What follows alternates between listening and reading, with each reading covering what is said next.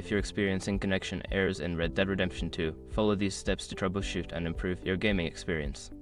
This guide will help you identify and resolve common issues. Step 1. Check your internet connection. Ensure that your internet connection is stable and fast enough for online gaming.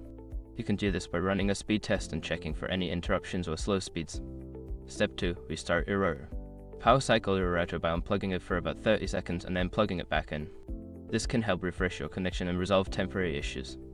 Step 3. Update game and system.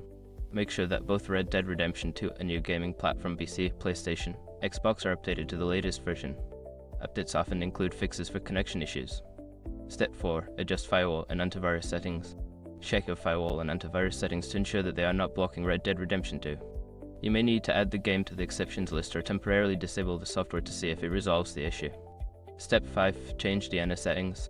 Consider changing your DNS settings to a more reliable option, such as Google DNS 8.8, 8.8, and 8.8 4.4. This can help improve connection stability and speed. By following these steps, you should be able to resolve connection errors in Red Dead Redemption 2 and enjoy a smoother gaming experience.